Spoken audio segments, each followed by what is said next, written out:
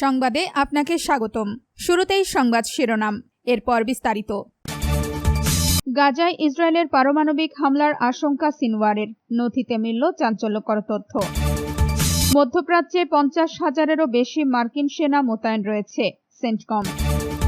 হরমুজের অভিভাবক হবে যুক্তরাষ্ট্র, আদায় করবে টোল, ট্রাম্প। মার্কিন কর্মকর্তার গুলিতে কলম্বিয়ার নাগরিক নিহত। আপনি যদি মুসলিমদের পাশে থাকতে চান তাহলে ভিডিওতে লাইক করে চ্যানেলটি অবশ্যই সাবস্ক্রাইব করে দিবেন। এখন বিস্তারিত। গাজায় ইসরায়েলের পারমাণবিক হামলার আশঙ্কা সিনওয়ারের, নথিতে মিলল চাঞ্চল্যকর তথ্য। 2023 সালের 7 অক্টোবরের হত্যাযজ্ঞের মূল পরিকল্পনাকারী ও হামাস নেতা ইয়াহিয়া সিনওয়ার বিশ্বাস করতেন তাদের হামলার জবাবে ইসরায়েল গাজায় পারমাণবিক অস্ত্র ব্যবহার করতে পারে। 2022 সালের 24 আগস্ট নিজ হাতে লেখা তার একটি নথিতে এমন তথ্য উঠে এসেছে। সোমবার 13 জুলাই এই নথিটি জনসম্মুখে প্রকাশ করা হয়। Meir Amit intelligence and terrorism information centre ITIC নথিটি প্রকাশ করেছে। গাজায় পাল্টা আগ্রাসন চালানোর সময় ইসরায়েলি প্রতিরক্ষা বাহিনী IDF হামাসের যেসব নথি উদ্ধার করেছিল এটি সেগুলোরই অংশ। গত বছরের অক্টোবরে বা তার আগে ITIC বা IDF এর প্রকাশ করা আগের নথিগুলো একই ধরনের বিষয়ের ওপর সিনওয়ারের লেখা ছিল।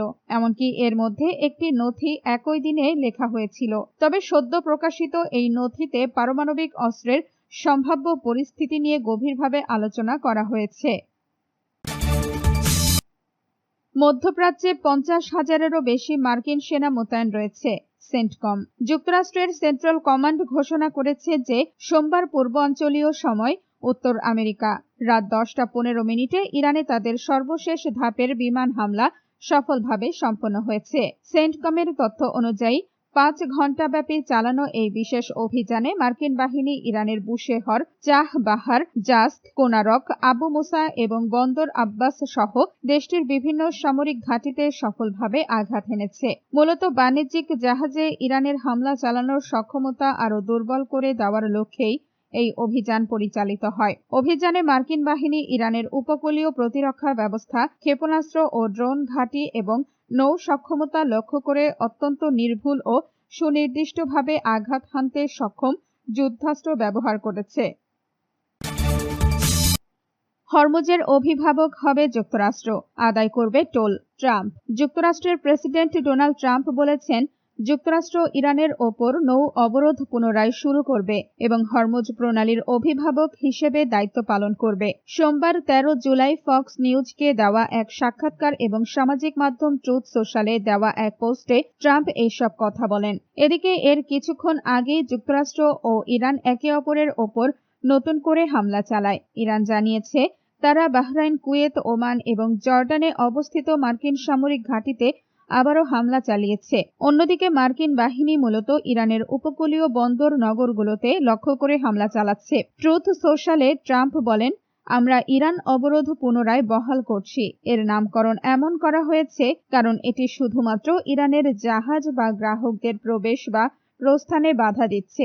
মার্কিন নৌবাহিনীর নেতৃত্বাধীন জয়েন্ট মেরিটাইম ইনফরমেশন সেন্টার পরে জানায় মঙ্গলবার 20 GMT গ্রিনিচ মান সময় থেকে এই অবরোধ শুরু হবে। ট্রাম্প আরও বলেন, এখন থেকে যুক্তরাষ্ট্র হরমুজ প্রণালীর অভিভাবক হিসেবে পরিচিত হবে। তবে অভিভাবক হিসেবে এবং ন্যায্যতার খাতিরে বিশ্বের অত্যন্ত অস্থিতিশীল এই অঞ্চলে নিরাপত্তা প্রদানের জন্য প্রয়োজনীয় সব ব্যয়ের বিপরীতে জাহাজে পরিবাহিত সমস্ত কার্গোর ওপর 20% হারে টোল আদায় করা হবে।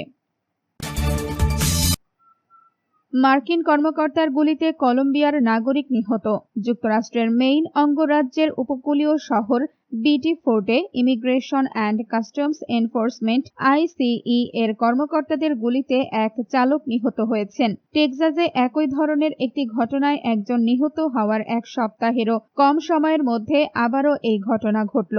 ঘটনার প্রায় 12 ঘণ্টা পর যুক্তরাষ্ট্রের স্বরাষ্ট্র নিরাপত্তা বিভাগ DHS জানায় একজন ICE কর্মকর্তা জননিরাপত্তার আশঙ্কায় ওই ব্যক্তির দিকে গুলি চালান। কর্মকর্তাদের দাবি, গাড়িটি থামানোর চেষ্টা করা হলে চালক পালিয়ে যাওয়ার চেষ্টা করেছিলেন। তবে DHS এর বিবৃতিতে উল্লেখ করা হয়নি কিভাবে ওই চালক জননিরাপত্তার জন্য হুমকি হয়ে উঠেছিলেন। সোমবার 13 জুলাই স্থানীয় সময় সকাল 7টার দিকে পোর্টল্যান্ড শহর থেকে প্রায় 24 কিলোমিটার দক্ষিণে বিডি ফোর্ডে ঘটনাটি ঘটে।